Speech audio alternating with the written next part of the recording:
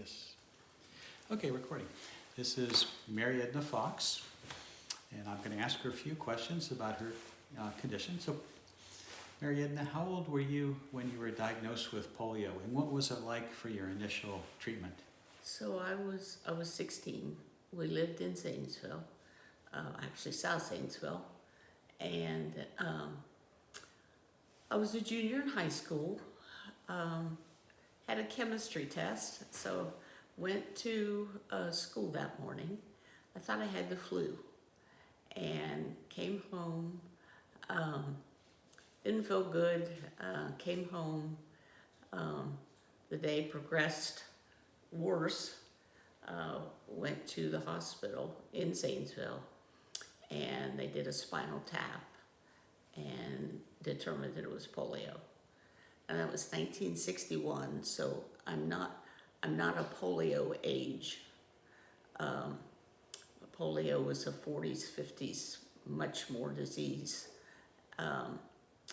And then from the spinal tap, they decided I needed to come to Children's in Columbus.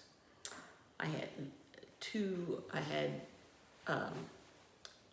lung and then spine, those two types. And the polio affected my lungs and obviously the ability to walk. I was in an iron lung, and the kid, they were fascinated by the iron lung. I don't know whether people don't even know what that is. You're in a tube. I was laying flat. My head would be, and the tube, the rubber kind of thing was around my neck, and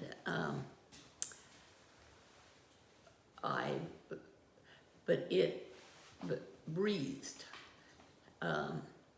and there were holes in the side of it that the nurse would stick their hands through the holes in the side. I didn't come out of the tube, and I could see, this is weird, I remember, there was a mirror in front of me, and I would see people behind me. And that's how I talked to somebody, I was looking behind me. And so then I progressed from the iron lung. There was a chest respirator, and it literally just fit across. I'm still in a bed. And then what was called a rocking bed. And the rocking bed literally did this 24 hours a day. Well, it got drove me crazy.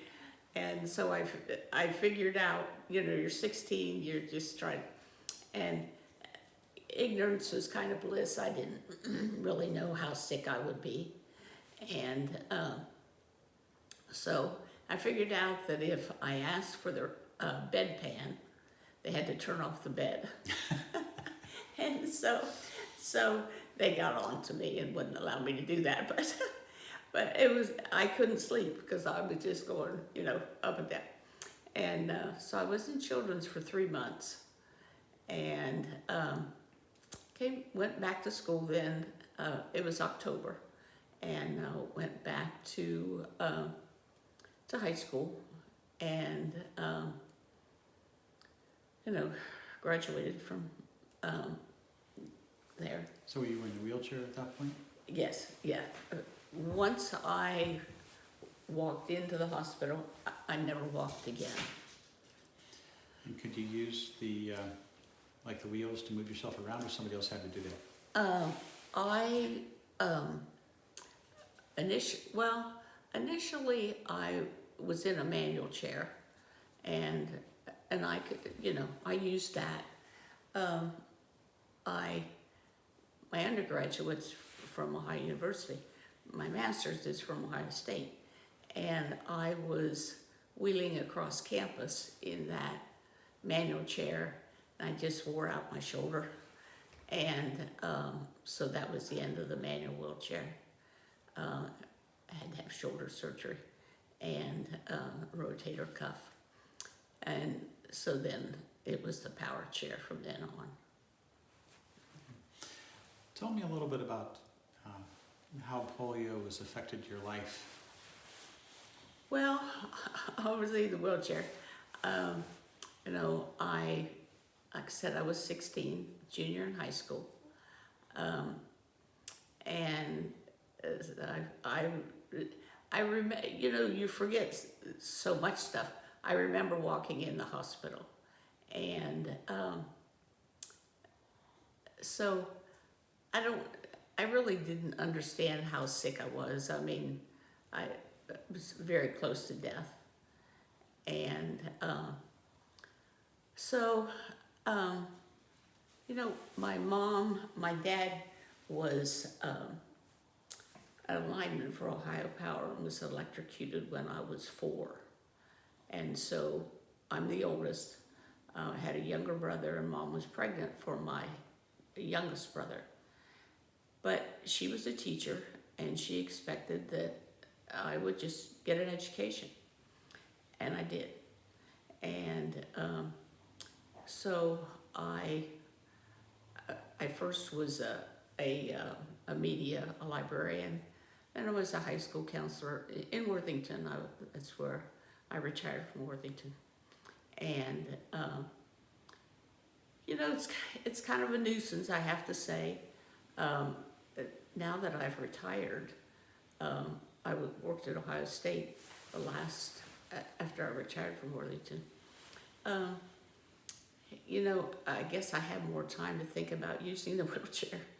And, you know, the driving is easy enough, the van and the lift. But, you know, just getting in and out of bed, you know, transferring, I don't stand. And so transferring from, you know, the wheelchair to the commode, from the wheelchair to the bed. I was thinking the other day, I told somebody, we have a home in the South, and I drive. And we stopped at a gas station, and there was a woman who whipped out of her car and went in, and it was a pretty day, and she got a piece of pizza and ate the pizza and got back in the car and left. There's no way in the world I would ever do that, because you don't know at all where the next restroom is that truly is accessible. And one of the really tough things they've done, the hotel industry, is to put pillow top mattresses on beds. Now they're really proud of that. A wheelchair is 19 inches. That pillow top mattress is 27, 28. So virtually staying overnight anywhere is really impossible. And